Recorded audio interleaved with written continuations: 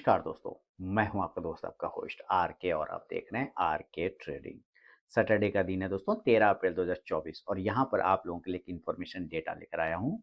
बड़े लोग कहाँ पर पैसा लगा रहे हैं, किस स्टॉक्स पे पैसा लगा रहे हैं, किस स्टॉक से पैसा निकाल रहे हैं, कौन सा फंड हाउस कहाँ पे एक्टिव है और किस स्टॉक्स के प्रति अपना बुलिश या बियरिश व्यू बना के रखा है, इन सब चीज़ों का मैं यहाँ पे आपके साथ डेटा शेयर करूंगा। ये सारे डेटा पब्लिक डोमेन में अवेलेबल हैं, आप कलेक्ट करके खुद से भी चेक कर सकते हैं। लेकिन मैं बता दूं, ये इस डेटा का फायदा क्या होता है, यूज क्या होता है। यूज ये होता है कि एक तो पहली बात, हमें बड़े लोगों का, बिग प्लेयर का मूवमेंट पता चल जाता है, उसका इंटरेस्ट पता चल जाता है कि कहाँ पर किस स्टॉक्स में पैसा बनते हैं या अभी बन सकता है। दूसरा ये कि ऐसे ऐसे स्टॉक्स के भी नाम पता चल जाते हैं जो आमतौर पर टीवी पे नहीं आता उसका, या कोई एनालिस्ट नहीं बताता, वैसे सब स्टॉक्स का भी नाम यहाँ पे पता चल जाता है। तो अगर ये डेटा आपके काम का है तो मुझे ज़रूर बताइएगा कमेंट सेक्शन में। चलिए शुरुआत करता हूँ, और याद रखें, अगर आप इन सब किसी स्टॉक्स पर पोजीशन बनाते हैं तो इसमें मेरा कोई इंटरेस्ट नहीं है पर्सनल। मैं सिर्फ वो सारे डेटा जो पब्लिक डोमेन में अवेलेबल है वो मैं आपके साथ शेयर कर रहा हूँ। तो चलिए शुरुआत करता हूँ वीडियो का। तो सबसे पहला जो डेटा है आप देखिए, मनी मोहनीश पाबराई, है ना, क्या नाम है, मनीष पाबराई। इन्होंने कुछ शेयर सोल्ड किया, किसका, एडलवाइस फाइनेंशियल सर्विसेज लिमिटेड को सोल्ड कर दिया है। और कितनी क्वांटिटी में सोल्ड किया है, कितना क्वांटिटी, ये देखिए, सैकड़ा, हजार, 10 लाख, 10 लाख, करोड़, 3,61,75,534। देख रहे हैं, जबरदस्त। हम यहाँ पे कुछ स्टॉक्स के चार्ट को भी देखेंगे, जो स्टॉक्स रडार पर लगेगा कि आना चाहिए, उसके चार्ट पर भी जाके चेक करेंगे तो आपको और ज्यादा अच्छा लगेगा, है कि नहीं। तो चलिए, 3 से 3.5 करोड़ शेयर बेच दिया गया मोहनीश पवराई साहब ने एडलवाइस फाइनेंशियल का। ठीक है, कोई बात नहीं। एचडीएफसी म्यूचुअल फंड, ये देखिए फंड हाउस है। आप यहाँ पे देखिए, मिश्र धातु निगम लिमिटेड को इन्होंने बेचा है, सोल्ड है ना, क्या क्या बेच दिया है।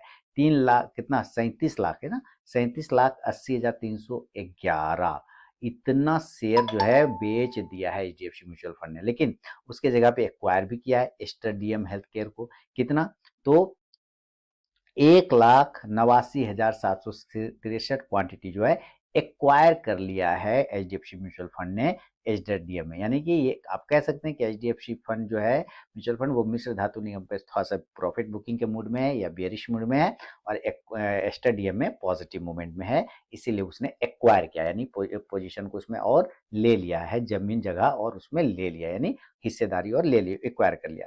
इसी तरह देखिए, एक मेंटोर कैपिटल है, इसने एक्वायर किया ऑथम इन्वेस्टमेंट एंड इंफ्रास्ट्रक्चर। देखिए, ये सब शेयर टीवी पे नहीं आता है जल्दी, है ना, इसलिए मैंने आपको कहा कि यहाँ पे नाम भी पता चला। अब आप इसका चार्ट पे जाके देख सकते हैं। तो ऑथम इन्वेस्टमेंट इंफ्रास्ट्रक्चर लिमिटेड, आप देखिए, जबरदस्त यहाँ पे इसने पोजीशन बनाया, 1,62,210।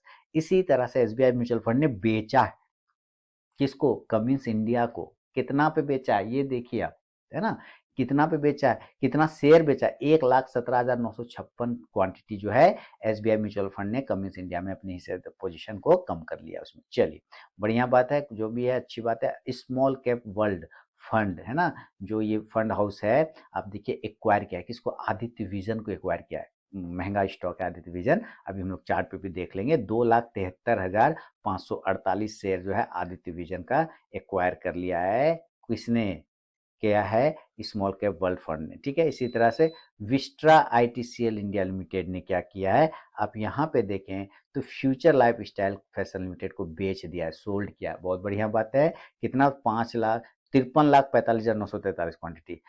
फिर 14 लाख ने, 1,47,42,92,282, यानी कि सिर्फ बेचा ही है विस्ट्रा आईटीसीएल इंडिया लिमिटेड ने, सिर्फ फ्यूचर लाइफ स्टाइल को सिर्फ बेचा ही बेचा है। आप देखें, जबरदस्त तरीके से बेचता हुआ ही जा रहा है, नहीं, यानी कि निगेटिव पोजीशन, इसलिए फ्यूचर लाइफ स्टाइल पे कोई फायदा नहीं है, तुम सिर्फ बेच ही रहा है, भयानक बिकवाली वो रख के।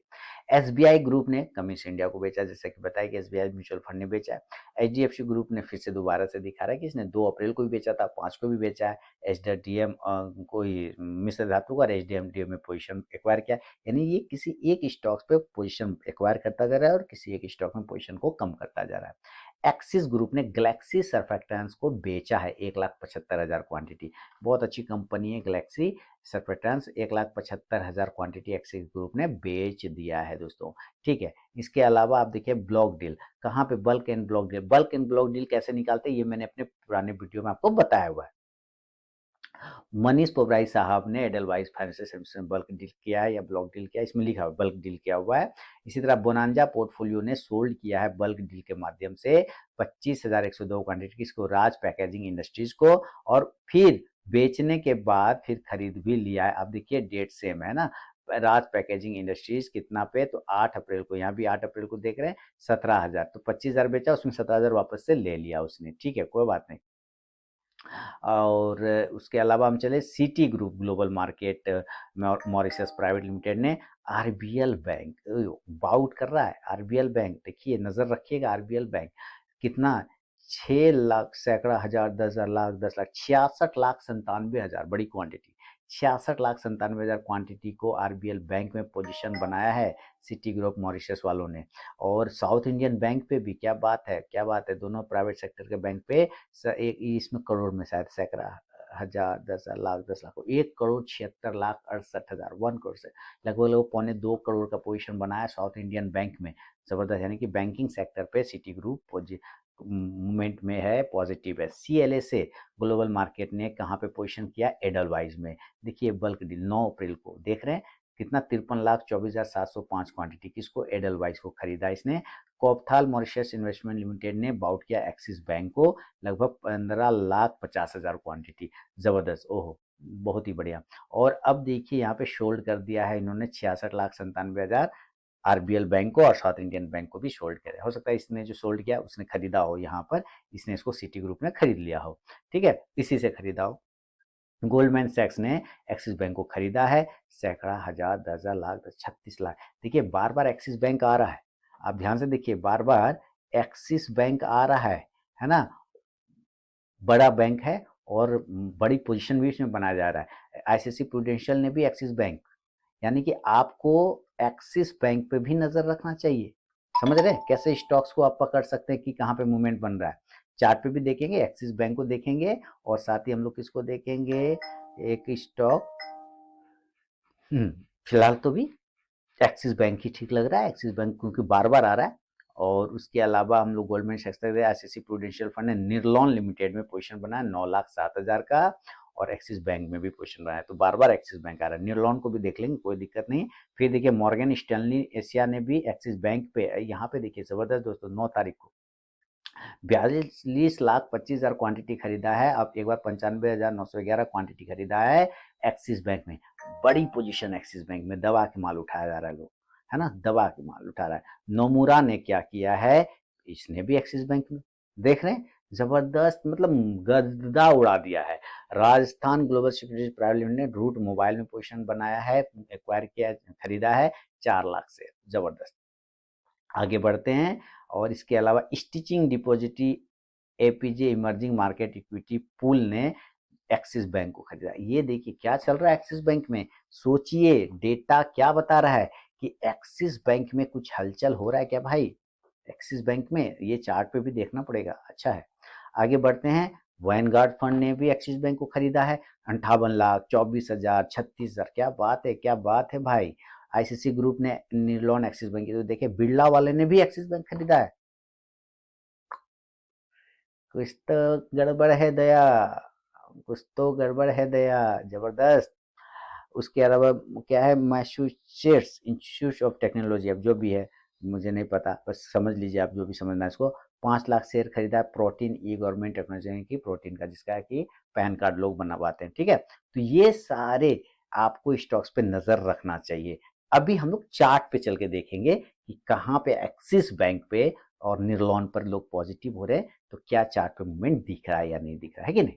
चलिए, तो ये आ गया एक्सिस बैंक के चार्ट पे दोस्तों। देखिए एक्सिस बैंक में अभी हो सकता है कि आपको लास्ट टाइम इसने निगेटिव दिखाया हो, है ना, थोड़ी सी 14 पॉइंट निगेटिव क्लोज हुआ है, लगभग 1.32% निगेटिव है। तो आप कह सकते हैं कि जब वो लोग उतना पोजीशन बना रहा है तो निगेटिव क्यों हो रहा है भाई, इस तरह से मूवमेंट नहीं आता। ये लोग नीचे से भी पोजीशन बनाते हुए जा रहे हैं, यानी कि हर लेवल पे ये लोग क्या कर रहा है, पोजीशन को एड करता जा रहा है, यानी कि बाउट करता जा रहा है। इस तो आप अपनी नज़र खोलिए इस स्टॉक्स पर, अपना व्यू देखिए। अगर आपके पास पोजीशन है तो अच्छी बात है, नहीं है तो फिर भी आप सोचिए कि बड़े लोग इसमें दिमाग लगा रहे हैं, बड़े बड़े फंड हाउस लोग इसमें दिमाग लगा रहे हैं, तो क्या एक्सिस बैंक में कुछ हो सकता है क्या? हाँ, चार्ट की बात अगर आप कहें तो मैं आपको चार्ट पर बता देता हूँ। चार्ट पर देखिएगा कि चार्ट पे एक सपोर्ट एरिया है डेली वाइज में और वो सपोर्ट रहता है 1020। इसके नीचे आने पर खराब होगा, उससे फिलहाल हम 50 पॉइंट ऊपर ट्रेड हो रहे हैं, तो इसमें भी कोई दिक्कत नहीं, ये अच्छा सपोर्ट एरिया है। रेजिस्टेंस एरिया अगर देखा जाए तो एक ट्रेंड लाइन का बेसिकली इसको छोटा सा हर्डल है यहाँ पर। ये ट्रेंड लाइन अगर ब्रेकआउट हो जाता है 1100 के ऊपर तो एक मूवमेंट बन सकता है। तो फिलहाल बड़े लोग इसमें धीरे धीरे पोजिशन को कंसोलिडेट कर रहे हैं, एड कर रहे हैं, तो आप भी अपना थोड़ा सा देख लीजिए कि आप इसमें क्या व्यू रख सकते हैं। ठीक है दोस्तों, तो ये डेटा अगर आपके काम का आया हो दोस्तों, इसके अंदर जितने स्टॉक्स हैं आप बाकी को भी जाके चेक करिए और मुझे कमेंट सेक्शन में बताइए। ठीक है, मिलता हूँ नेक्स्ट वीडियो में, तब तक के लिए बहुत बहुत धन्यवाद।